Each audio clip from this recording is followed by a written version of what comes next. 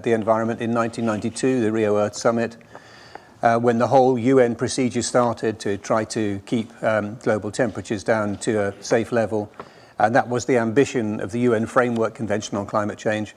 That ambition has clearly failed already because we are already in a state of dangerous climate change. We can see that from what's been happening over the past year with floods and wildfires, and particularly and absolutely inarguably with temperatures, with these insane temperatures, particularly in North America, where some temperature records were broken by 5 degrees. Now, normally a temperature record would be broken by a fraction of a degree, 0.1 or 0.2 of a degree. To have one broken by 5 degrees is just unbelievable. And I saw scientists at that time with their heads in their hands of just disbelief that such a thing could happen. So this is all with 1.1 degrees temperature rise, and we're heading at the moment for something over 2. I mean, don't take into account whether somebody says it's 2.9 or 2.5 or maybe 1.9. It kind of doesn't really matter. It's a big number. It's far too big number, and we know we're heading for trouble, but nobody can exactly say how much trouble we will get by then. So obviously, you know, the COP is really important, and the engagement of you guys and people who are watching online is also really important too, because this has now become a task for everyone. So I'd like to start by introducing Lord Karen Billamoria, who's president of the CBI, for a few opening remarks, and then we'll spin into some questions for the panel, and then we'll bring it to the audience. I want to keep things informal if I can, and I'll be getting some questions through on my on my missing iPad here. And on the iPad that's supposed to be here, I'm going to stroke it symbolically. Sooner or later, I'm sure there will be an iPad there with some questions from people in distant shores. But the time being, it's Lord Billamoria. Thank you very much, Roger. And it's a great pleasure to be with all of you here and at this particularly important topic on, obviously on a very, very special day on the 11th of November. I've been privileged to be president of CBI for coming up to 1.5 years, and this has been a #1 priority for us, the whole area of sustainability, environment, climate change, biodiversity. And if we look back, I've been at COP last week, and since yesterday, today, tomorrow, and what I hear from people, you're a COP veteran, so from the COP veterans, a big difference between now and Paris in 6 years is Paris was a game changer in terms of commitments being made on a national level, which was great news. What has happened, but at that time, I think a lot of the attendees were government and NGOs. This time, what people tell me, business is present more than ever in a big way. In a big way, when I say a big way, a really big way. The CBI dinner that we hosted last week was for 750 people. And there were 300 people on the waiting list. I mean, that is, business was there on force, in force, in a huge way. And I think that the big difference that in 6 years has been, there were a lot of skeptics 6 years ago. I think now we're all believers. I think there is a genuine belief in what you've just said, Roger, that this is an existential crisis that we all have to address, and business has to lead from the front. The proof of that, of course, is when we survey business. So at the CBI, with the Goal 13 platform with Deloitte that we've initiated, we surveyed businesses just last month, and the facts are stark. I'll give you 2 of the statistics. One, 79% of businesses now believe that climate is a mega trend, a mega issue. So they acknowledge it is really important. And that's belief. That's the belief right there. Now, on top of that, what are they going to do about it? 89% of businesses have at least one climate-related target. So that means business is already starting to measure, and what gets measured gets done. So I think that is the big change. And so countries making commitments, companies are now making commitments. When I chaired the B7 before the G7 in May, at that stage I boasted that 1/3 of the largest companies in the UK with a market capitalization of £650 billion had committed to net zero by 2050. Today, I'm proud to say that 60% of the FTSE 100 have committed to net zero by 2050. So companies, not countries, but companies are now making commitments. I'll go even further. Yesterday, I visited the offices of EY. I'm an alumnus of EY. I qualified as a chartered accountant with what is today Ernst & Young. And they made, I remember Steve Varley, the head of partner in charge of sustainability globally, who was the UK managing partner. He told me, I was in South Africa in January, he said, we're going to go carbon negative this year. I said, Steve, are you crazy? We're in the middle of a pandemic. We don't know when this pandemic's going to end. And you're going to go carbon negative this year? He said, yes, we've made that commitment. Now we've got to do it. And I'm so happy to say that last month in October, EY achieved that. Now, I think that is business, not just setting targets, but walking the talk in times of adversity. So the commitments, action, how you're going to do it, the financing of it this time we've heard. And the other thing that's come out for me in this COP is that there's this whole, this is going to be really expensive. This is going to be, I mean, the cost is going to be huge, but the benefit is huge.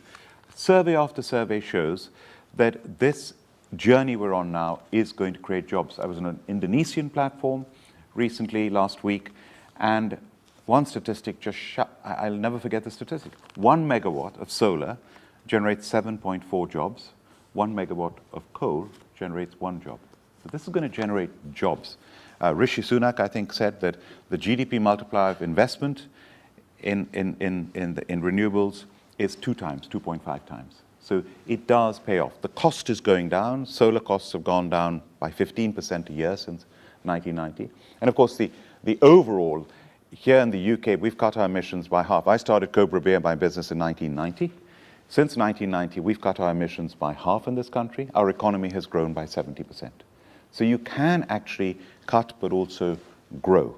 And when it comes to transport, which we'll be discussing specifically, it's a huge issue. I mean, with the varying statistics, the one I know is 34% of emissions come from transport. So transport is a huge area that we have to address. After this meeting, I'm going to be rushing to the railway station because as a Chancellor of the University of Birmingham, I'm proudly going to be chairing a meeting on board the world's first retrofitted hydrogen-powered train that we've developed at the University of Birmingham. The Railway Department of the University of Birmingham. We're the only university in this country, in the UK, that has its own functioning railway station. And we have a world-leading, Queen's Award-winning railway department, part of our School of Engineering, with Professor Clive Roberts. And I'll be chairing a meeting on the hydrogen-powered train today. Prince Charles was on it on Friday, Prime Minister was on it yesterday, and I'm really looking forward to it and very excited about that. Thank you. Thank you very much. You mentioned hydrogen-powered train. I've been on a hydrogen-powered train, Alstom, I think it was, in Germany. I'm just wondering how much scope you think there is for hydrogen power and why we would use hydrogen power rather than to continue to electrify the system. And I think this is where this train, for example, has the capability of doing both. So it can use electric power and it can use hydrogen as well.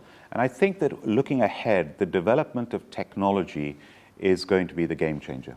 Even wind power, the costs have plummeted. I chaired the Heat Commission at the CBI. When I joined as Vice President for a year before becoming President, they said, oh, Karen, you happen to be Chancellor of the University of Birmingham. We've just started this Heat Commission, which we're doing, working with Birmingham, who have some professors of experts, Martin Freer, experts in this field. So why don't you chair it? I said, I'd be delighted to. I mean, heat, 1/3 of carbon emissions comes from heat. Half of that is buildings. Of the 29 million homes that we have in this country, 1 million are up to the standard for 2050 net zero. 28 need to be upgraded. Now that upgrading is going to, we've said there should be a delivery body. There's the National Centre for the Decarbonisation of Heat that already exists in the Midlands. So for example, that could be used to implement this, about 200,000 jobs, huge amounts of investment. Okay, the government can say, we'll give you £5,000 to put in a heat pump, whether it's heat pumps, whether it's community district heating, or whether it's hydrogen. I mean, the dream scenario is we have green hydrogen at an affordable cost that is pumped through the natural gas pipes that we have into every home that's used on an affordable, efficient basis. Now, that could happen down the line. We don't know if it's going to happen. So I think the investment in technology over the coming years, whether it's for transport, whether it's for heat, is going to be absolutely crucial. Thank you. I mean, the Committee on Climate Change think that no more than 11% of homes are actually going to run fully on hydrogen. Just in terms of the signals that the government gives to businesses, you kind of got a foot in both camps, sort of. I wonder if you think that there are strong enough signals coming to business. So, for instance, Boris Johnson, his speeches now are almost positively apocalyptic. He clearly gets it. Robert Peston, who you'll know, I said apparently that this was the first time he saw the Prime Minister engaged in this way on any topic. He felt like that Mr. Johnson was fully engaged. But then just a week before the COP, we had a budget in which Rishi Sunak didn't mention climate change at all. Not at all. What sort of a message does that send to a business like yours? I was surprised by that, by it not being mentioned at all. But here's the but. The but is Rishi Sunak at this COP, in terms of green finance, which is another big area that's come out of this COP, is as part of this from commitments to action is, of course, the whole financing aspect. In a big way, it's being addressed at this COP. But to your point, at the B7, when Boris Johnson addressed us at the B7 in May, his focus was, he insists he could have spoken at any part of that seminar that I had at the conference. We covered we covered global trade, we covered the pandemic, we covered climate change. He insisted on speaking on the climate change, that part of the conference. So that showed the priority. Secondly, he said two things. No, it shows his priority. I was asking about Rishi Sunak's priority. I'm talking about Prime Minister government. So two things. One, he said, the road to net zero is not a zero-sum game. I mean, that is a really powerful statement because people have got to understand that. This is benefit to the environment and saving the planet, but it's also a benefit in every other way. That message has got to get through to consumers, to business, to everybody, and to every country. And the second thing he said in Boris style, green is good. So I mean, that is a Boris statement. So I think he believes in it.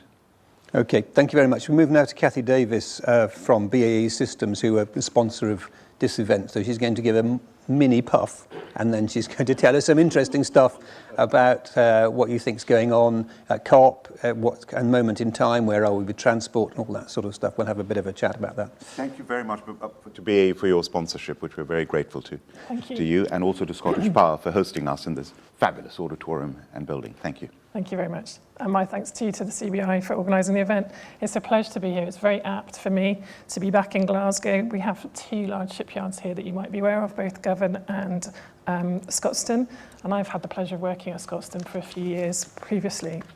In terms of BAE Systems, to give you a kind of brief on what we do, our business designs, develops, manufactures and supports warships, fast jets and tanks. We produce bespoke products and services, so electronic systems, data services for both government and commercial customers. And in the UK alone, we spend about £4 billion with the supply chain of some 5,000 businesses. And we invest about £1 billion in R&D on behalf of our customers as well as ourselves. So we all know that we're here because of COP26, and the UK has set its legislation for 2050 to be net zero. And all industries are affected by this. So it's really important that we understand that defence won't be exempt. What you may not realise is the challenge that this has for those involved in defence. It will be a real challenge because of the emissions from much of the equipment that the Navy, RAF and our armed forces use. And in fact, the Ministry of Defence have responsibility for about 50% of the UK government emissions. So that's a large figure which we're committed to helping to reduce. We've joined the race to zero, and we've achieved net zero greenhouse gas. We target to achieve. Sorry, get my words right. We're targeting to burst into a round of applause there. Fantastic. I know. Net zero Navy, fab. So we're targeting to achieve our net zero greenhouse gas emissions across our operations by 2030. And I think to give kind of a scale of that, we have over 35,000 people in the UK that in normal times operate over 30 sites. So that's a lot to actually do. We do have some good experience there that we can draw on. So for example, in the Portsmouth Naval Base, we helped our customer to reduce their emissions across that base by 65% over the last 15 years. And that's So just tell us a bit about how you did that, because that's quite impressive. So that's using a variety of interventions from things like combined heat pumps and solar panels. I think what was really interesting is we had to look at the whole energy usage across that site, particularly as the aircraft carrier was due to start docking in Portsmouth at that point. And so actually the energy requirement was going to increase whilst we still wanted to reduce that overall carbon footprint. So a very big challenge for the energy team, and we do have a whole business unit now set up to do that sort of thing with carbon footprinting and understanding how we make better impacts across our sites as well. And on planes and ships? We'll come on to that. Okay, so we're working on our net zero for Scope 3, which is obviously our emissions through life. So that includes the supply chain, it also includes the operation of those equipments, and then the disposal and recycling of those products afterwards. So returning to that key question for today, the clean transport piece, it's really clear that the defence industry has a need to reduce the dependency on fossil fuels going forward. So while still delivering the best possible performance for our customers and equipment and services for the armed forces. I do believe it can be done. It is a difficult challenge and a hard journey to go through in terms of what needs to be done. And we need to do that with collaboration and partnership across a number of organisations and across many different sectors, I think. It might surprise you to learn, though, that we actually do have some experience in electrification and that kind of technology. So, for example, we have 25 years' experience in electrifying buses. In the UK alone, we have a partnership with Alexander Dennis, and so we have 1,400 buses that are electrified, including the iconic Route Master in London. But worldwide, we have about 14,000 buses that are using that electric propulsion mechanism. And that's taken out of the atmosphere 2.4 million tonnes of CO2. When it comes to things like our fast jets and Tempest, the energy requirement of a Tempest jet is about the same as a small town. Oh, wow. Okay, so this necessitates a new way of thinking about how we manage energy and that power generation. So we're looking at energy harvesting, onboard storage, near instantaneous availability. And that's really achieved through working with partners. So with Rolls-Royce, we're looking at the propulsion and energy management side of things, exploring embedded electrical generation. With Williams Advanced Engineering, we're investigating how to develop and apply their fast charging energy capability. And then we have to look at the thermal management, and through partnerships with reaction engines, we're able to exploit the capability that they're developing through their heat changer capabilities, which they originally designed for space applications, and we're pulling into the fast jet arena. So let me just clarify that. So fast jets now have heat exchangers? They will do on the new Tempest. Right. That's my understanding. And how much fuel would that save? So I can't tell you today how much fuel that will save, but it's a combination of the whole things that will need. It's like enough to fuel a small hamlet, perhaps. Maybe. So clearly, it would be ideal if we could take the fuel out of some of the, or take these fossil fuels out of some of our platforms. And so changing that fuel that we've traditionally used is something that we're working on. We've recently announced a new concept for an all-electric heavy lift uncrewed air system, and that's in partnership with Molloy Aeronautics.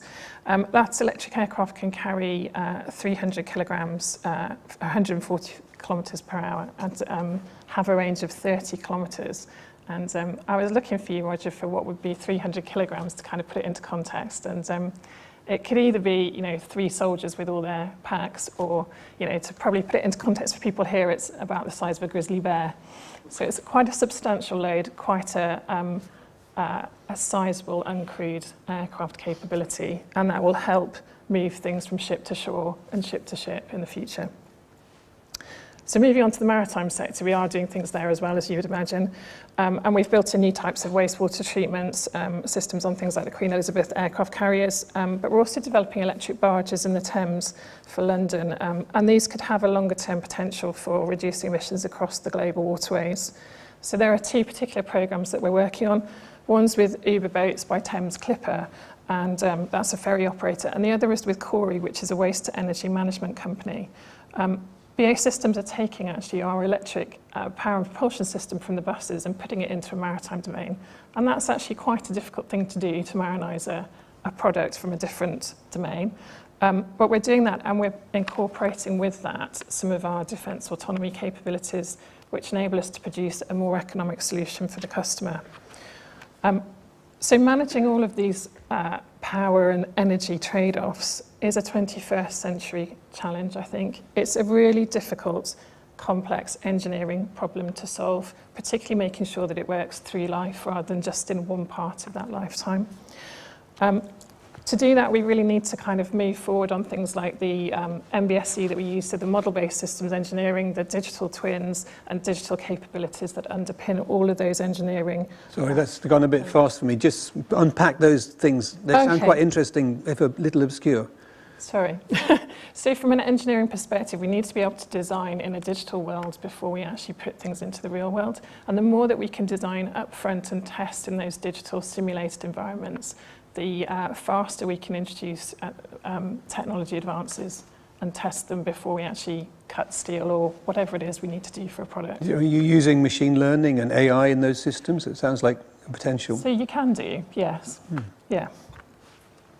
And then lastly, I think the other piece that's really important to us as a business is how we develop the skills going forward. We obviously need to upskill our community in BAE Systems to actually understand more about the sustainability aspects and the engineering pieces that we would need to understand more. BAE Systems invests about 100 million per year in education skills and early careers activities in the UK alone. So what we've just announced is a new master's level sustainability apprenticeship with one of our other strategic partners, which is Cranfield University. And over the 2 years, the students will undertake a range of sustainable modules, learning how to create a sustainable business and applying that to particular projects of interest within our business. So I think, in summary, whilst on the face of it, it's a really difficult challenge for BAE Systems and the defence industry to move to a net zero future, I am optimistic. We have decades of engineering. We've got huge amounts of technology, innovation and skills coming through, lots of ingenuity from across the supply chain and within the sector. And we're also borrowing things from outside of our sector. So I do think we can adapt and change our mindsets to tackle climate change.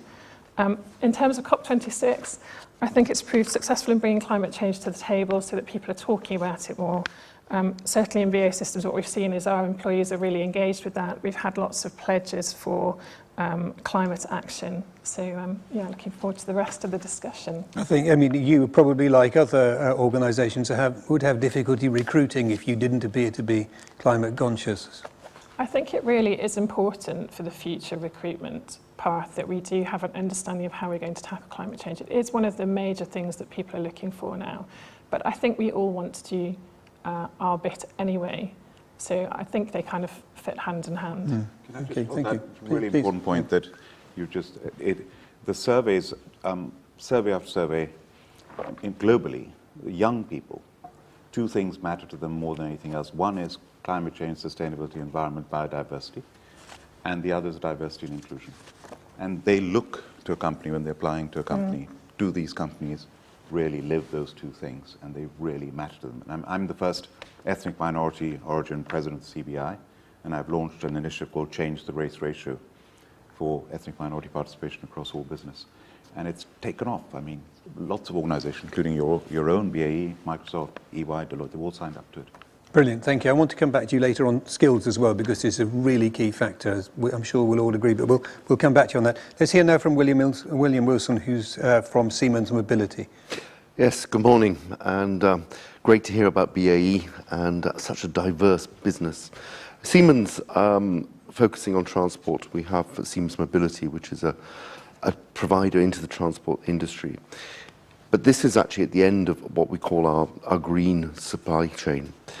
Where we focus on at the moment is actually with offshore renewables, the production of wind-farmed electricity, providing an awful lot of the wind farms up the east coast of the UK from our Siemens Gamesa, our Hull plant, where we built a dedicated factory to actually build offshore wind farms in Hull, dredging the Humber, and it's been a resounding success in doing that. But it's not just about actually putting the infrastructure in, it's about the distribution, and we've been absolutely crucial working with all our customers in that distribution, all the switching, the cabling and so forth, coming into the grid. We are traditionally, with Siemens Energy, a large provider of fuels, of electricity generation equipment, and that obviously is following through decarbonising, but still actually focusing in some areas on gas turbines, clean gas turbines, perhaps not necessarily in the UK market, but elsewhere in Europe, there still is a big call for that. So the generation of electricity has been core for a long time, but of course now we're focusing very much on how we can generate hydrogen as an alternative fuel, but also on carbon capture. And these are two of our key strategies as we move into, the new era of how we do business. But then, we're here at a transportation event, Clean Transport. This focuses down on the assumption that we do have clean electricity. Actually, how can Siemens provide clean transportation? Well, one of our core parts of the business is the manufacture of trains and the maintenance of those trains. And for over 10 years, we focus only on electric propulsion. Electric propulsion for a number of reasons, mainly because it's most efficient, but also it's the cleanest. And if you look at other European countries, they already have much cleaner electricity that can power railways than we do here in the UK. So we've been advocating for electric railways for a very long time. We've also been working on actually looking at the embedded carbon within our products and how we can actually reduce that, and also how we can reduce the wear on the infrastructure, which is a major issue. So this has sort of resulted in weight loss of 1/3 of the weight of a train. It resulted in digitally enabled trains so that we actually know fully what is going on with every aspect of that train, including where the passengers are, the amount of carbon monoxide being generated within the cabins, and that has resulted in actually having around 1/3 again of the cost of ownership reduced for the operators, which means that they can either reinvest that into other solutions or perhaps the infrastructure, or indeed actually makes it a more marketable opportunity for those train operating companies. But the supply of the train is not the only thing, because we obviously need the infrastructure to run over it. Here in the UK, we have a somewhat aged railway, often laid out in Victorian times, often laid out as multiple railway companies, not as one infrastructure. And one of the things that we've pioneered with Network Rail is the concept of digital signalling. So how you get more trains over the same length of, same amount of track, and actually how you run those trains very closely together. We were the first ever in the UK to put an automated driverless type solution into a mainline railway in London with Thameslink, where actually in the core section it felt that the most dangerous part of running trains very closely together is the driver and their ability and their reaction time. So we've taken the driver out of the equation in that core centre, so it is run automatically and they just have responsibility for an emergency brake should anything happen that is not detected by the automatic systems. And this has now been mirrored in Hamburg with the S-Bahn, and we are also seeing that East Coast mainline from London to Edinburgh, particularly at the London end where we're working at the moment, the Moorgate tunnels up to northern aspects of London.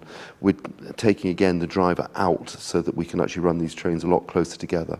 And this is resulting in somewhere between 20 and 40% increased capacity without the cost of building a new railway.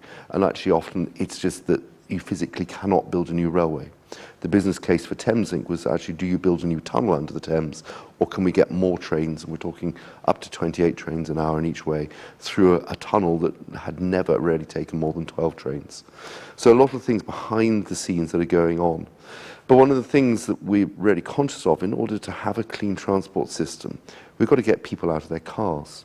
So how do you actually do that? Because, someone like myself, I live outside London, I live in a country location, and I need a car to get to a railway station. But alternatively, I could stay in that car and I could do the whole of my journey. So what's going to take me to get out of my car? Or similarly, if I live in a suburb of a city, do I really want to go out of my door to catch a bus, or perhaps to cycle somewhere, to then catch an underground train, possibly catch a water taxi, and so forth, and all the intermodal side of things and transport? Well, one thing that does drive people out of their cars often is congestion. But what we see post-pandemic is that congestion is at around 120% of pre-COVID levels, whereas the ridership on railways is averaging about 45 to 55%, dependent upon where you're looking. So something's gone wrong in the interim. And one of the things that we're working extensively with government and with other authorities is actually how we can make it appealing. But first of all, you have to have a carbon neutral transport system, or the appearance of one. Hence why electric trains and possibly hydrogen trains, which I will be joining you on that roundtable later on, and we've been working with the University of Birmingham on this whole concept of what hydrogen can look like here in the UK. And indeed, we have our own hydrogen trains, which will start running around Bavaria later on this year. But also an alternative is a battery. But I still come back to actually the most efficient and most cost-effective way of running a railway is actually with electricity. So to electrify railways is the most sustainable and long-term solution, because to create hydrogen, you take electricity, you use it to produce hydrogen, that hydrogen then is converted back into electricity to power a train. So you've got, you know, somewhere in the region of maximum 30 to 40% efficiency in your power conversion, whereas with an electric train, you're about 82, 85% of that conversion. And cost is a major thing. We mustn't lose sight of the fact that all our railway operators are generally government funded. Governments are feeling the effect of COVID wherever we look in the world. And that results in less spending on public transport, even though there is this green initiative. And bringing viable solutions, bringing finance solutions is a way forwards. But to go back to that consumer, you know, if I'm sitting in my house and I want to go to the other side of a major city, how am I going to do that? Well, at the moment, unless I'm in London, I can use an Oyster card. Say I'm here in Edinburgh and I want to go to Glasgow. I have to use multiple forms of transport. I have to run the risk that I'm standing at a bus stop and it's pouring with rain. I don't know when the next bus is coming. I don't know whether there's a seat on that bus, or indeed whether I can even get on it, or if I'm a disabled user, more importantly, whether there's room to actually accommodate me in a wheelchair, for instance. And one of the things that we're looking at is a relatively simple solution, which is what we call mobility as a service, and it's an app-based integrated transport system for a region, so that you can see what is going on with any form of transport you want. You can buy one ticket, and actually it gives you different options. So it says if you go in 20 minutes time, actually it's a lot easier for you to get from A to B, and you may arrive only 5 minutes later. And it'll give you the chance to reserve your seat and just make it far more seamless than it is. And here in the UK, I could argue that we're perhaps lagging behind others. We've seen, pioneers in Denmark, for instance, rolling this system out. We recently, as Siemens, have taken an order to provide this for the whole of Spain, for the Netherlands, and we've got some regions in Germany that have already embodied this. And although it's only a small thing, it makes the appeal of public transportation far more receptive to consumers than it is today. And then we still have the perception of, that it's safer to be in your car and it's easier, and even if there is congestion. Another part of what our business does is actually the control of traffic. And our legacy systems, such as the congestion charge, have then morphed themselves into what we call environmental zoning. So we're concentrating today on the concept that you don't want polluting vehicles in conurbations, which is part of what we need to do. It reduces carbon in those areas, it reduces pollution. But one of the things that we're talking to government and others about is actually how you have some forms of smart road pricing. So if you have a polluting vehicle and you're not doing a necessary journey, and you're going down a very polluted route, you can actually be heavily penalised in your pocket for taking that journey. But if you are, a key worker, or if you are dependent on a delivery van driver or something like that, you can actually have a far more economically viable road pricing to go down there. And what we'd like to see is some form of road pricing which would replace the excise tax that the government are sorely missing as electrical vehicles move forwards, taking place here in the UK, which then again pushes people away from their private vehicles into public transport. Because clean transport, in my mind, is about public transportation being a viable alternative. We've heard here at COP an awful lot of talk, perhaps not in the core, but certainly in some of what I would call the fringe events, talk about electrical vehicles and how we move forwards. And indeed, I've been talking about electric freight vehicles as well extensively. And these are certainly part of the clean transport that we need to have, but they don't actually take away the problems of congestion and the problems of the particulates that come out. So we need to think in a very wide circle about the whole aspects of transport. Thank you. That was fascinating. I've got so many questions to ask you. One is the kind of behind-the-scenes question. A long while ago, when the Jubilee extension was built, I had a friend who was a rail nerd, and initially, when the Jubilee extension was built in London to the Underground, it was going to be an automatic system, driverless system. So all the barriers were put in, those glass barriers on the Jubilee line extension, because the computerized system could match the doors on the train exactly with the doors on the platform. But the unions kicked up and refused to use it, and so they had to rebuild all the barriers on the platform to allow for driver error, and at great cost. Now, I heard this story. It sounded quite plausible. Do you know if that was true? It's not totally true.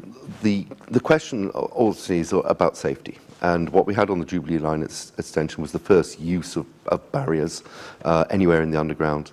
The concern was that the drivers could not see from their cab all the way down the gap between the barrier and the train. And, you know, we don't want a child or indeed a dog or someone with a handbag stuck. So one way to mitigate this is having sensors on the doors, which exists. But it was felt that we had to do something in order to make sure that that was there. The solution actually was the form of CCTV, so that over certain areas of the doors you can actually look into that gap to double check there is nothing going on, which is then displayed alongside where the driver's cab is, which is how it was overcome. But I mean, the Jubilee line extension and the whole of the Jubilee line signalling system is a great example of how we've advanced, because that, you know, stopping of the train alongside exactly where the doors are is not done by the driver, it's done automatically, along with an awful lot of the operation of London Underground, which again, you may recall, I'm sure it's 10, 15 years ago, where we used to stop at a platform on London Underground, and then the train would jump forward 2 or 3 times because we weren't in quite the right position. And that was long before doors, and the automation of that system has taken it away. But safety concerns, obviously, where the union has a strong voice, and rightly so, are what we're driving that, rather than, you know, a design issue. And how much more traffic can you get on with automation and digitalisation in terms of the crowded network? Well, if you take the Victoria line, which is from my own company about 10 years ago, we designed that. It is at maximum capacity. It's actually the highest performing underground system in the world, alongside Russia. And there you are seeing 36 trains per hour. And physically you can stand, say, at Oxford Circus, and you can see a train leaving as another train comes in, because there's around a 70-second headway between those 2 trains. And they're still overcrowded, yeah. They're still overcrowded. And you can never mitigate about the lady that gets her umbrella stuck in the door, or somebody that feels ill. And so you have to have the flexibility in the system for that. Summary execution, I think, is the absolutely, yeah. Yes.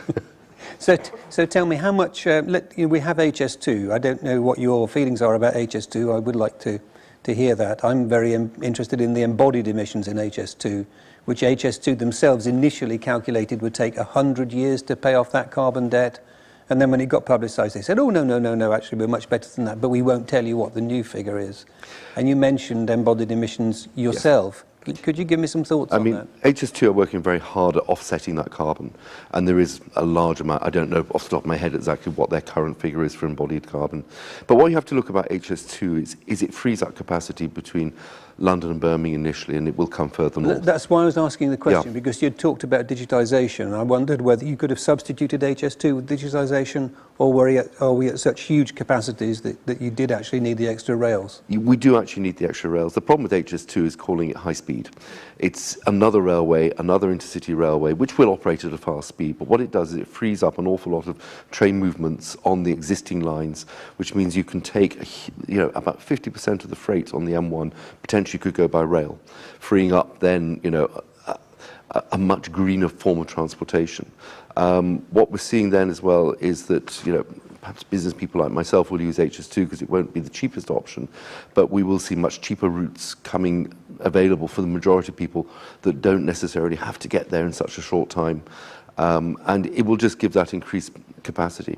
And it undoubtedly is going to be an economic stimulus for the north. We've already seen it in Birmingham.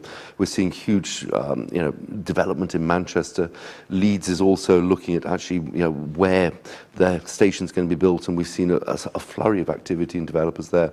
And that is sort of bringing in the economic growth that actually will hopefully give green stimulus into the northern cities, which is perhaps a little bit lacking at the current time. Okay, thank you. One last question before we move on. I was really intrigued that you had cut the weight of trains by, I think you said 30%? Yes.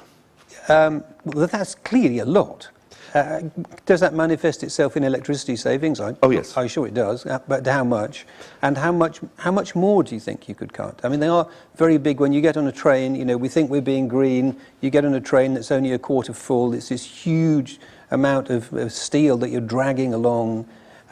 We do have to do better on that, I think. Well, I mean, one of the main weight savings is it's not generally steel. We've even seen carbon fibre extensively in train manufacture.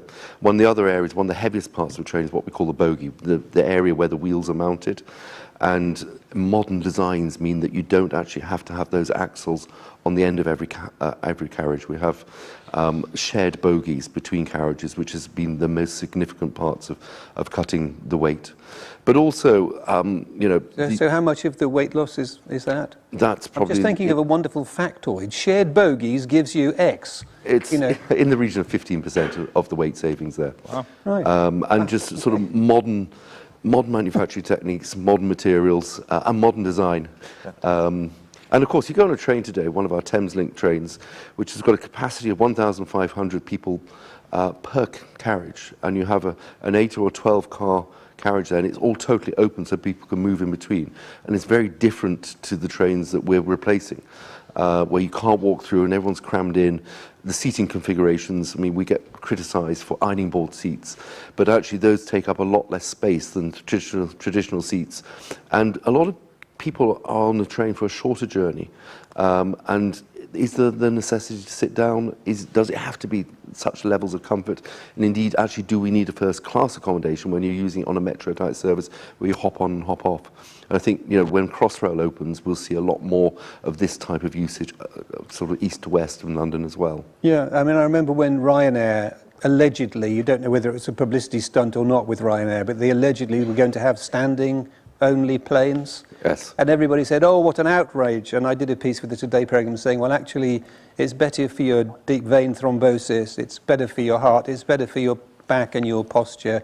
You cram loads more people in, so it's better per passenger mile in terms of carbon emissions. In fact, it was a brilliant idea, but unfortunately, maybe it was only a spoof. But, maybe we'll see them in future. Anyway, look, let's move on. Hear from Isabel Dedring from Arup, the global transport leader from Arup, and obviously taking much more of a kind of a systems view on transport.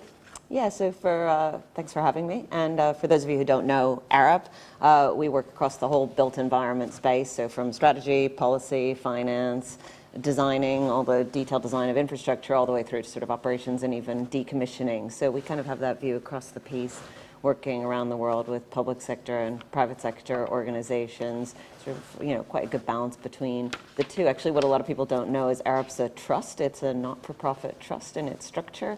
And so some of those issues around diversity, climate change, recruiting younger people, Arup's a very value-based organization because of the trust structure and being employee-owned. So our structures turned out to be a bit of the moment all of a sudden, which is actually really helpful in driving change within the organization. So we were talking earlier about, what are we seeing at COP? And I guess this is something that we're seeing in this moment in time, not just at COP, is people have moved from the whole, should I care? How much should I care? What should I do? Into the, I need to do something quite quickly across our whole client base. But then it's, how do I go about doing it? That's the big challenge. People very concerned about skills in particular. I don't have enough people. Everyone fighting over the 3 people in the world who actually know how to build the buses that you were talking about earlier, Kathy. And the one thing I would say on that, I was talking to Chris Boardman and Brian Deegan the other day, who are doing the Cycle Network in Manchester.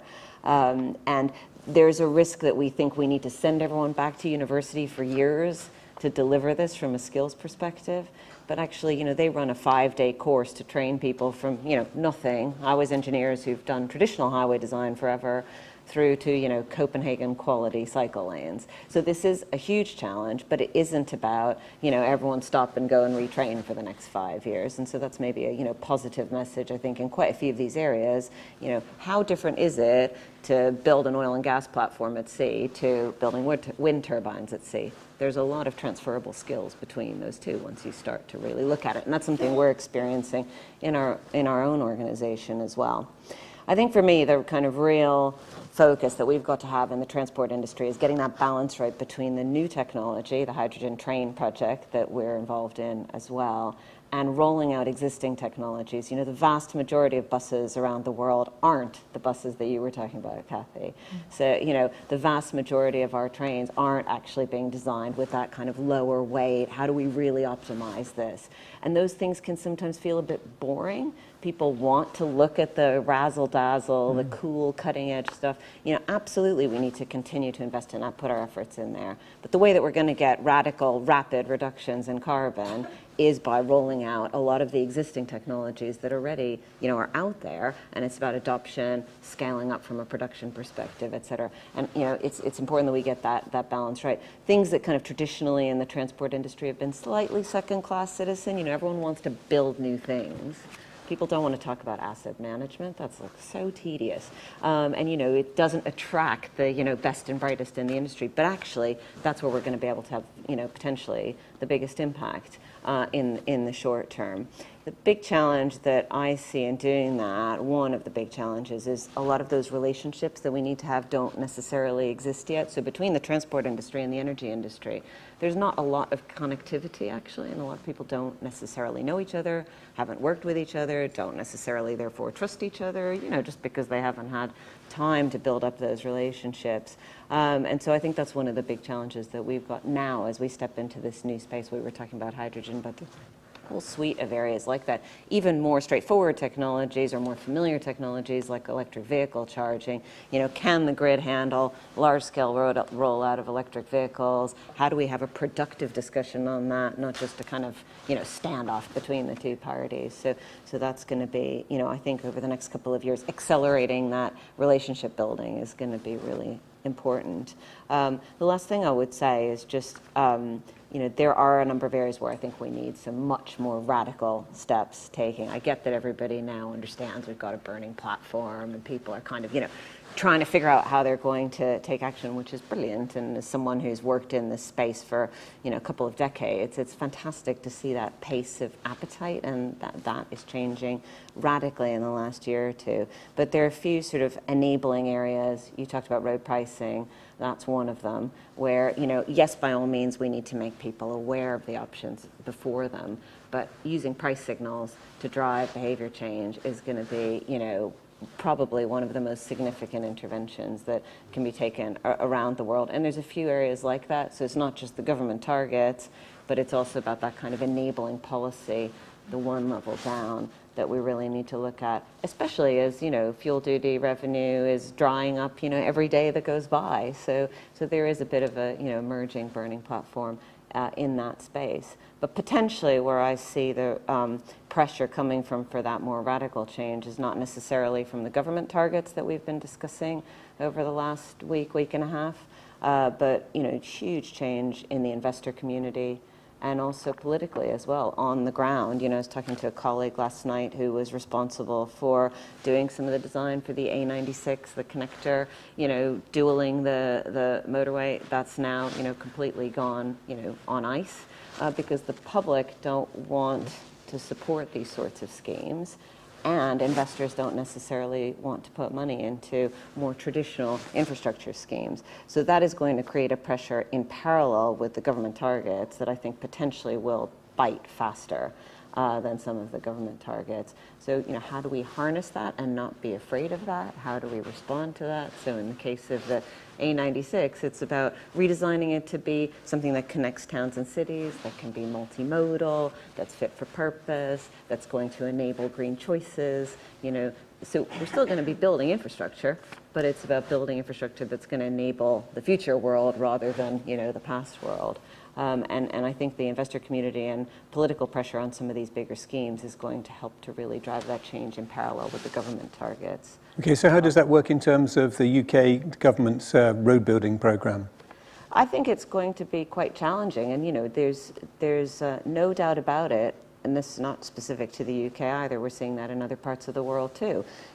Big sort of traditional feeling, whether they actually are or not, road schemes coming forward, especially outside of the urban environment.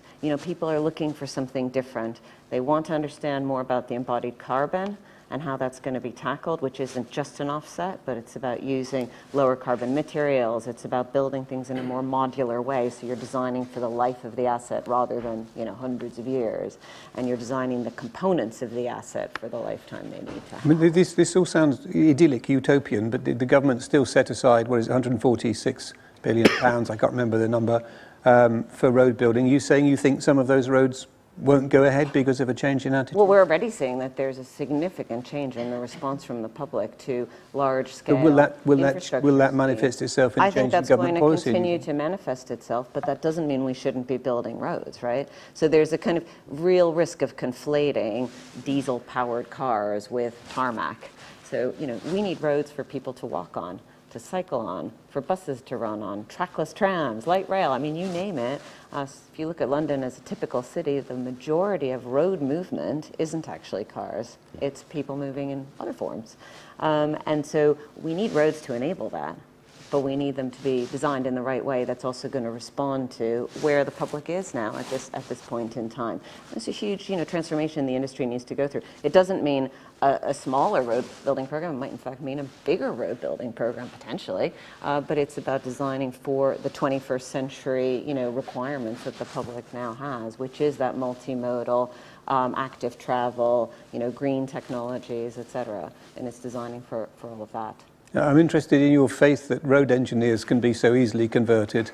The BBC is not supposed to have any opinions, but I really, really can't stand road engineers because wherever I go, they're making roads which enable cars to go faster and faster when I'm trying to cross on foot or get through past on my bike or something.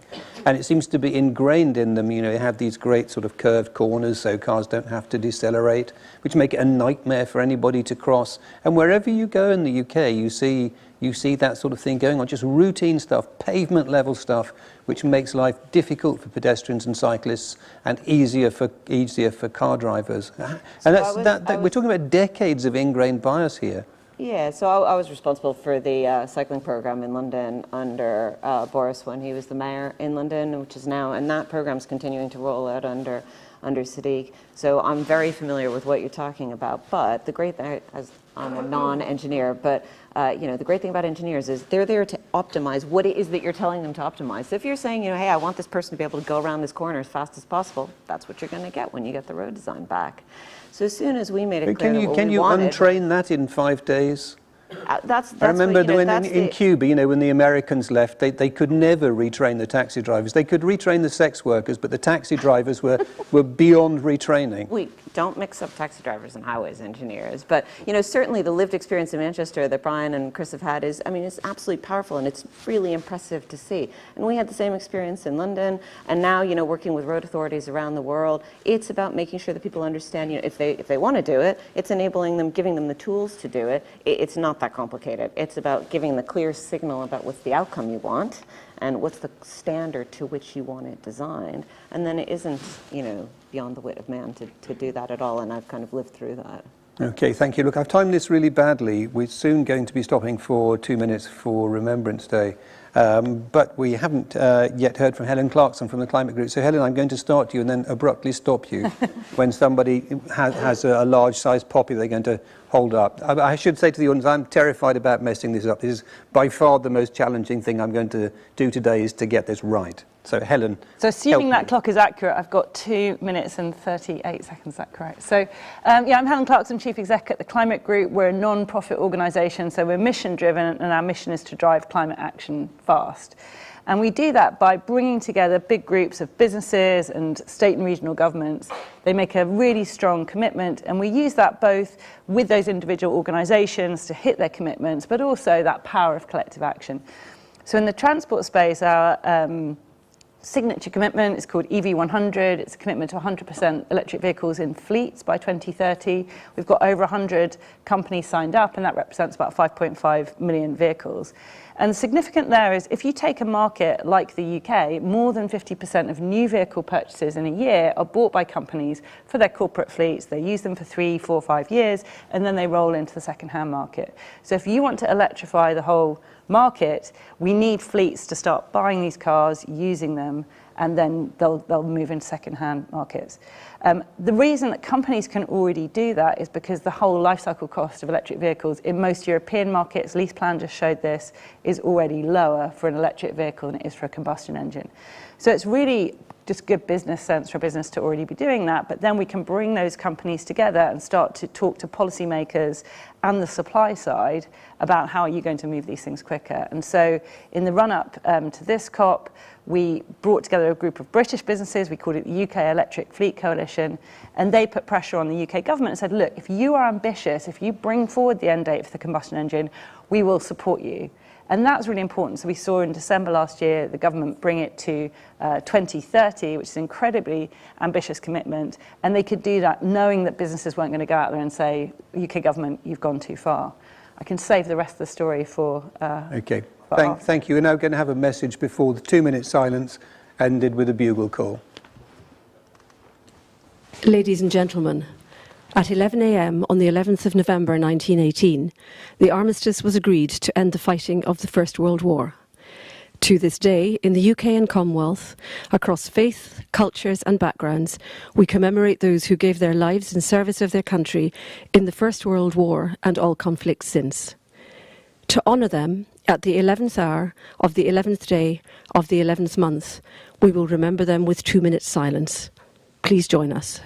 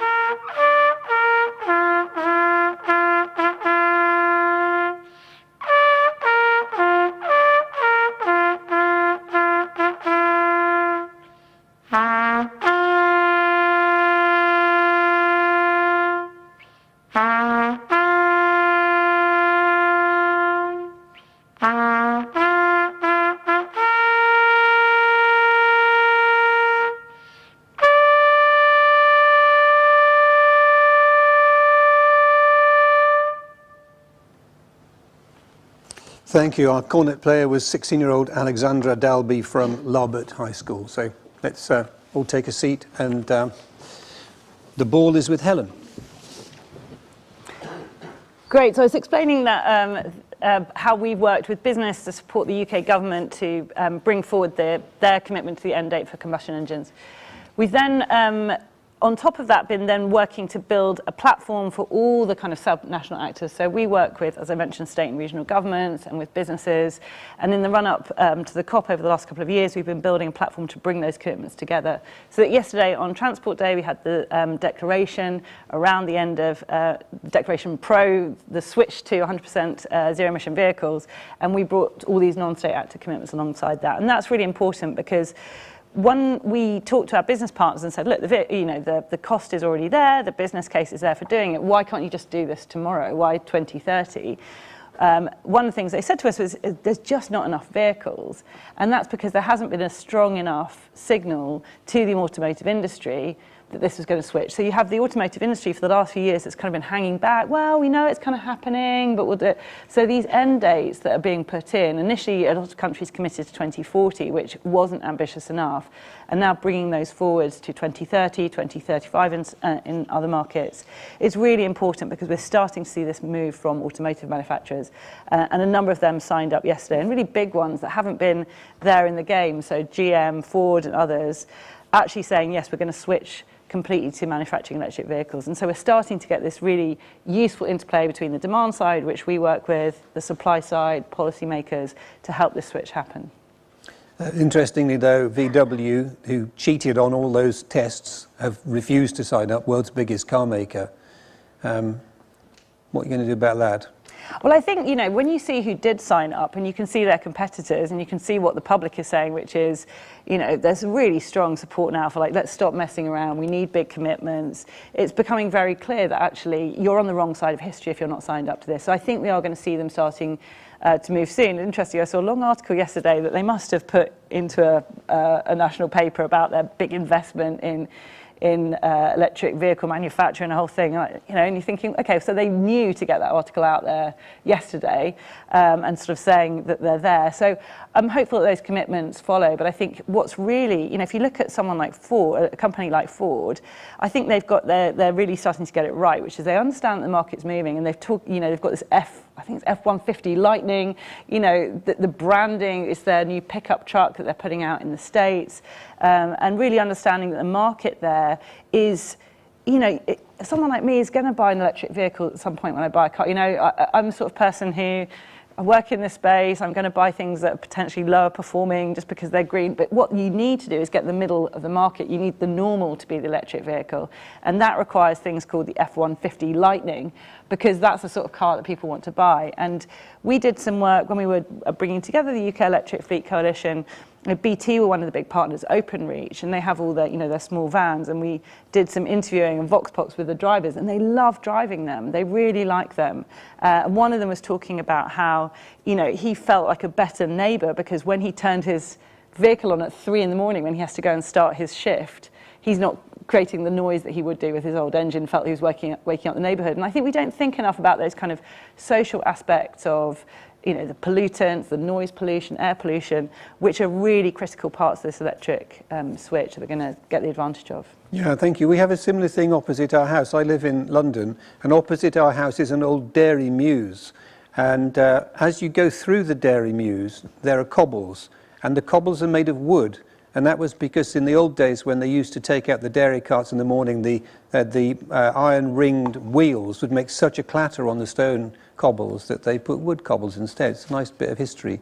Interesting, the internal combustion engine will sooner or later go that way. Which reminds me to a question, or takes me to a question from the audience. I'll come to the audience here first, but from our distant audience, all the speakers tend to come across as anti-car. Does personal mobility not have a role to play in a sustainable future, particularly in rural and suburban areas? Can I leave that with you, Helen, still? Yeah, I mean, look, the car is part of the future. We're not, we need to have all these different things. And I think that's the really key part is, I think a lot of the climate debate over recent years has been are we going to do this or that? And I remember someone like 3 or 4 years saying, well, I heard that electric cars won't make enough difference. It's like, well, none of these things on their own make enough difference. If you look at the roadmap to 2050, and I think the UK Climate Change Committee have done a great job of modelling that out and showing all different sectors of the economy, by the time you get to 2050, the residual emissions are in aviation and cement, which means every other bit of the economy has got to decarbonise. So it's all of the above. We've got to have a shift away from cars, of multimodal transport, everything we've been hearing about, but the cars that are left need to be electric. And so it's about all, and I think there's too often a kind of, oh, is it this or that? And it's actually, we've got to do all of this. It's going to be a huge shift in the next few decades, which is, it's daunting, but I think at least with electric vehicles that we work on, and renewable energy, a big area we work on, it's, the innovation's there. It's just about getting these things to scale now, and how do you do that, and how do you get those things happening at the pace that we need, at the scale, because there's more complex things to come. One of our other campaigns is called Steel Zero. That's much harder, and so those are 2050 commitments to net zero carbon steel. We've got to do the electric vehicles as soon as possible because we've got that technology there. Well, there is one thesis that all great technological revolutions go slowly, and then really quickly. Absolutely. And we're at that tipping point now with exponential growth. That's an optimistic point of view. Yeah, I think, you Doesn't mean look at it's sort wrong. of S-curves that people talk about, and, the climate group, we always think, we sort of think we operate best there on the S-curve, where the technology is there, the innovation is there, and you've got a scaling problem.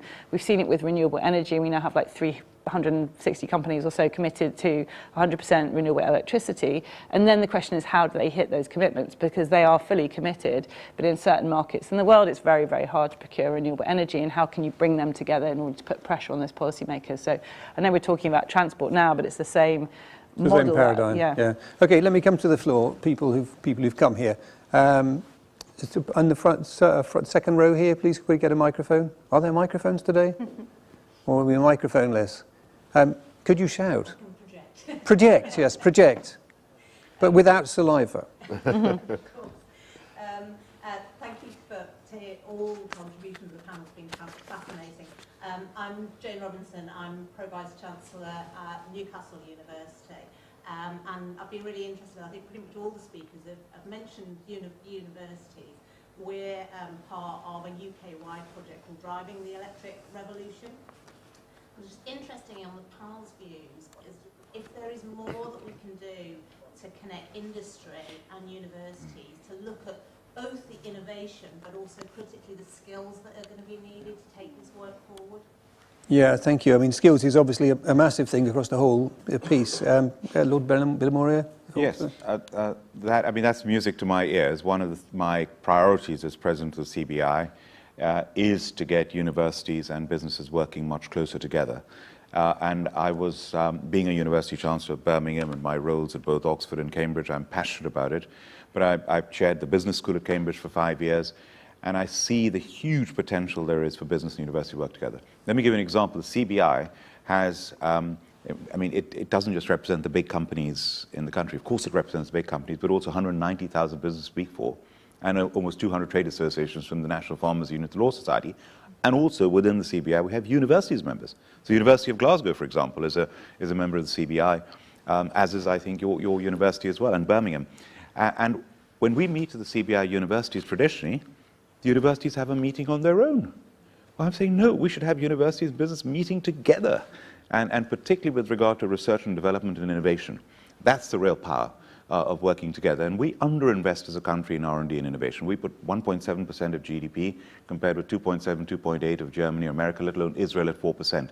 So if we invest more in R&D, innovation, both government investment, domestic corporate investment, and what people, I was on a task force of business universities working together last year, inward investment from outside into R&D and innovation. We've got to track that as well. And then regionally, the government talks about levelling up. I was on a panel last week which exemplified this, to do with Humberside. Now, Humberside emits more carbon emissions than any other industrial cluster in the country.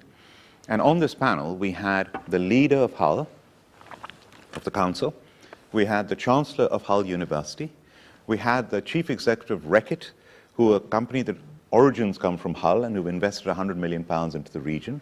We had me, president of CBI, and we had a senior partner of Ernst & Young, the only Big Four accounting firm that have an office in Hull, all working together with a focus for that region.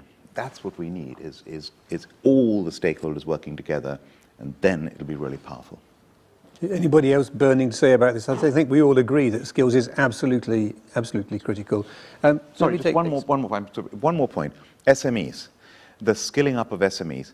We've got a government scheme, and I mean, you know, the government, we give them a hard time, but they're doing some very good things. The Kickstart scheme is a very good scheme. There's a Help to Grow management scheme the Chancellor's launched, which I'm on the panel of and the board of. And this is now 30,000 SMEs in the country over 3 years have an opportunity to do a mini MBA, 12 weeks at a business school of their choice near where they're located. They only pay £750. The government pays 90%, the business pays 10%. What a great opportunity for businesses to improve their skills, management skills, and their growth.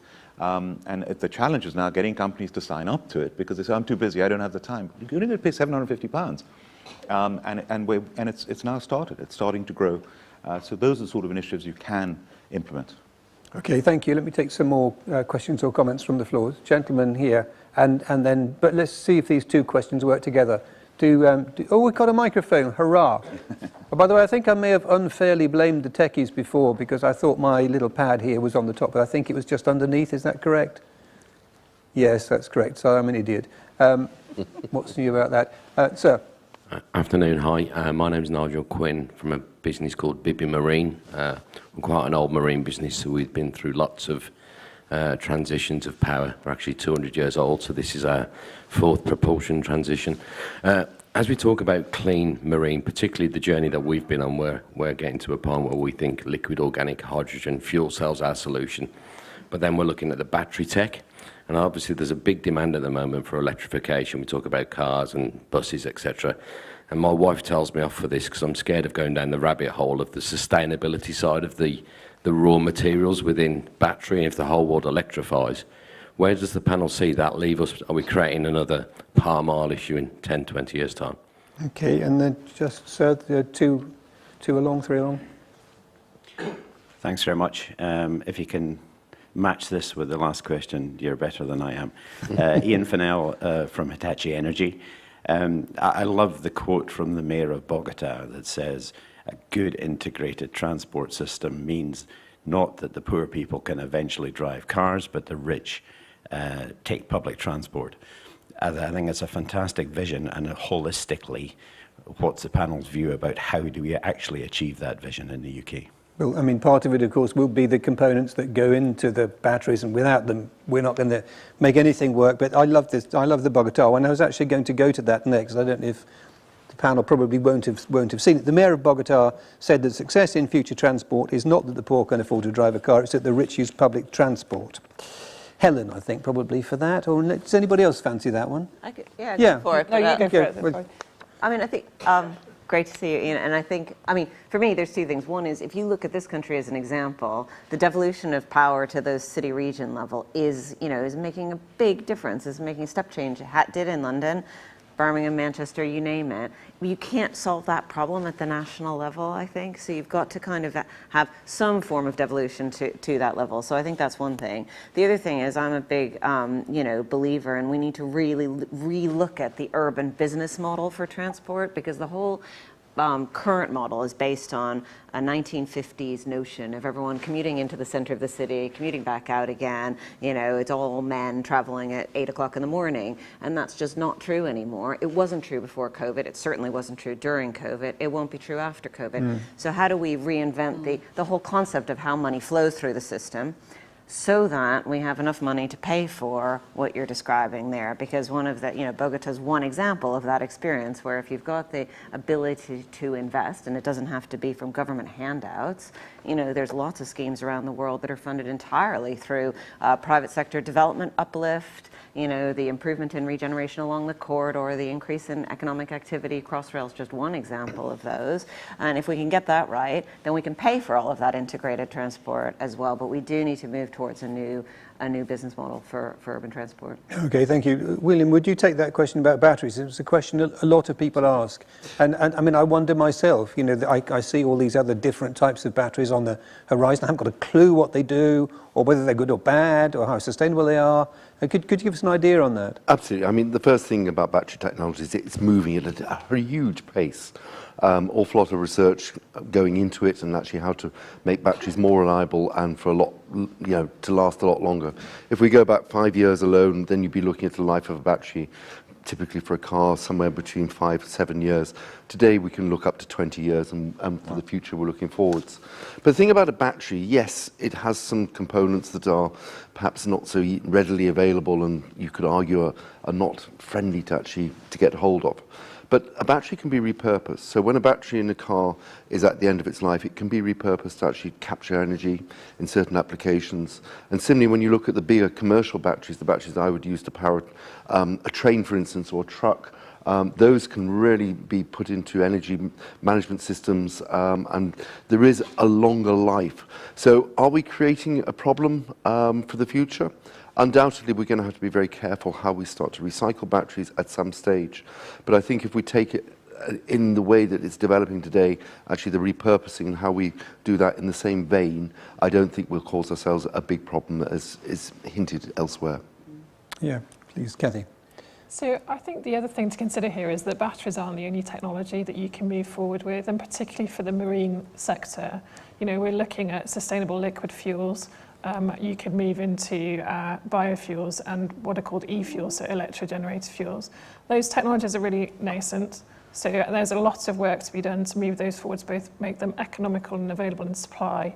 But that's exactly the same technology that we'll need for commercial long-haul aircraft if you want to travel, you know, to far parts of the world again, and also for fast jets. So it's really important that we think about the blend of different fuels that we'll have in the future, not just electrification.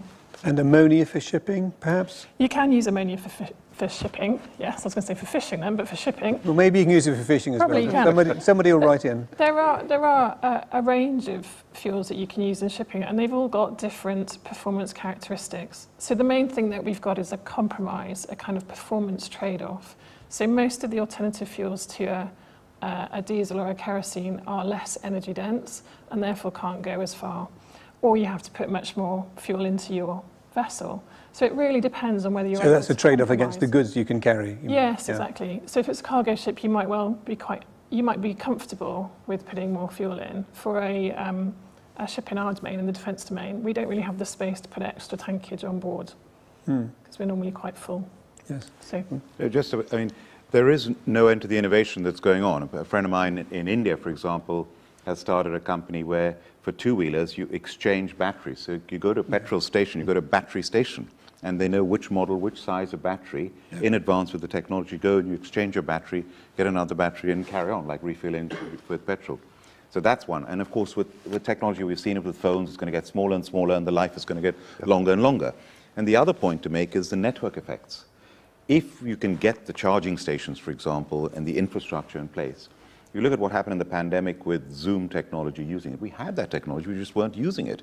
But with the network effects, it took off within 2 months. So I think you will see network effects take place in a lot of these areas in the future. Yeah, I'm very interested in the swappable battery. There was a scheme called Better Place in Israel that started up several years ago. And then the ladies at the end seem to know about it. Maybe somebody's going to tell me why did that collapse? It was swap your battery out, turn up at the filling station, swap your battery. So there's one argument that it was ahead of its time. It died, the scheme died. Yeah, and so just the market wasn't, because you need an awful lot of batteries and in kind of circulation for that to work. And another was just, you know, the ownership issue of like, you know, if one battery was more to. So I think there's a sort of question out there that it's probably a better solution for things like buses, sort of municipal level, where you can own all of the batteries and have one place, than private vehicles where you want to keep it in the car. Except for, look, you know, I live in a terraced house.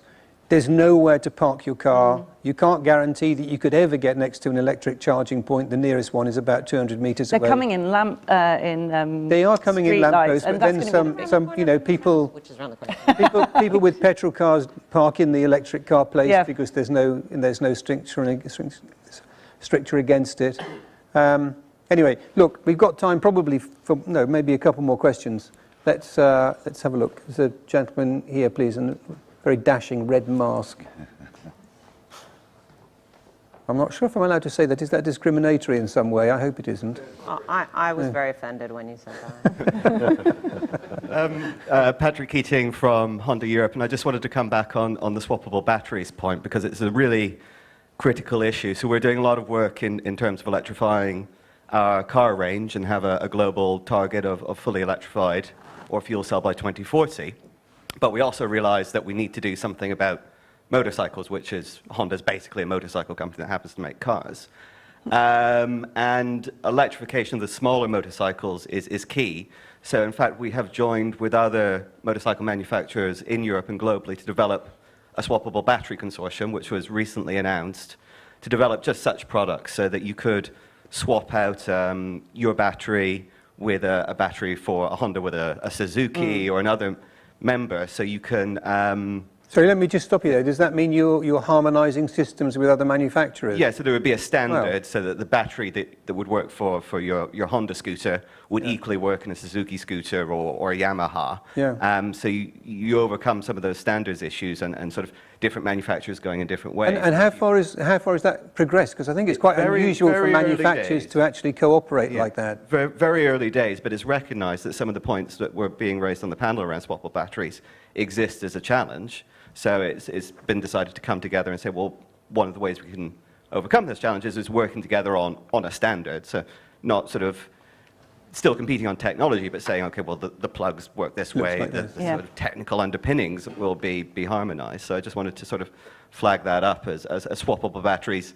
They were an idea earlier, but they're now coming back as a realistic issue to help manage issues around those smaller scooters. Well, let me ask you about how this will work. And Helen mentioned the availability of batteries. How do you get an ecosystem which is big enough to work? Well, there's quite a few ways, and I think one of the issues is around fleets. So we're seeing a lot more of fleets moving into fully electric bikes. So for instance, I think Deliveroo here in the UK are moving towards a fully electrified motorcycle fleet. That already creates huge degree of scale. One of the projects we're working on now in India is electrifying rickshaws using the swappable battery technology. So the scale is there, so it's just getting people into them, getting the technology out there, and that scale will come in no time. And so that will work for the smaller bikes, but where we look at some of the larger products, then yes, it's going to have to be e-fuels and other technology. So the way that the Honda's approaching this is what we call multi-pathway. For some applications, yes, it'll be battery electric. For others, it'll be hydrogen. For others, maybe it's e-fuels or other ways forward. Okay, thank you. There's time maybe for one more comment or question from the floor. And if I don't get one, no, I think actually what I'll do is go to Isabel. Isabel, I think you've been rather underexposed, possibly. Do you have any thoughts you would? No, yes, in a bad way. Do you think any thoughts you would like to share with us over the next 3 minutes? Oh gosh. On what you've heard? I mean, I think the kind of I would say, wait, I don't want to, I'm trying to find a way to frame this in a positive way. Our industry tends to focus on technology. The transport industry attracts people who enjoy the technology side of it, and broadly speaking. And so I think what we need to do is kind of rebalance that a little bit over the coming, year or so, which is to try and kind of bring that, how do you get the kind of policy voice alongside the technology voice? Because in all my experiences, the two have to work in really kind of in harmony. So having the technology available, I mean, we're talking about electric technology. Electric vehicles have been around for, 100 years, right? There's got to be that moment in time. And proactive policymaking can create that moment in time alongside the technology advances. So, I think there's kind of a gap in that space where I think the policymaking needs to kind of continue to develop in a more Karen was talking about the innovation and the pace of innovation. The pace of innovation in policy making needs to kind of catch up with the pace of innovation in technology now, I think. And that's around road pricing, but there's a whole suite of other things, whether that's, how we fund and finance public transport is another area where there's still, quite an old school approach to, it's government money. I'm waiting here for you to hand out 100% of what I need in order to pay for this piece of infrastructure is a quite kind of standard approach around the world. And and we need to maybe, kind of back to the future to when the underground was built originally, which was much more of a public-private joint effort. So there's a few areas like that where I think if we're going to kind of really utilize and accelerate the technology, we've got to kind of, take a further step on the policy side. Well, and also going back to what Lord Bilimoria said earlier, local authorities need diversity of opinion and attitude and lifestyle and culture in those departments that are governing transport and planning. And at the moment, as you say, it's kind of, there's a lot of nerds. Well, we've talked with the CBI about the leveling up agenda, right? And for that, you need the 5 or 6 really strong leaders on the public side and on the private side. And Hull is a brilliant example of that, with Reckitt and others really coming to the table. So if we think about that model, that's how change happens. And step change happens. So if we think about that model in the transport space, how do we kind of bring those parties together? And that's sort of what what you're doing. But often, just kind of talking to a kind of sea of local authorities is often not the way that the change is going to occur. Brilliant. Thank you. I'm going to call things to a close now. It's been brilliant contributions from the panel, the audience, the magic tablet when I eventually found it. And I'm going to hand over to Lord Bilimoria to wrap up. Thank you very much. This has been such a great discussion, and I think that one of my favorite sayings of Mahatma Gandhi's is live as if you're going to die tomorrow, and learn as if you're going to live forever. And I have learned so much from every one of you today, and I'm very grateful for that, and from the questions that have been asked. I think this is the future. What we're doing now. Let me test you, see how much you've learned. Right, what percentage of energy can you save from shared bogies? 30%. No, and 15% of it comes from the bogies. So 30% from lighter. Fair enough. And 15% from the bogies. Fair there enough. You are. I was listening. So thank you so much. It's been absolutely brilliant. Thank you. Thank you very much.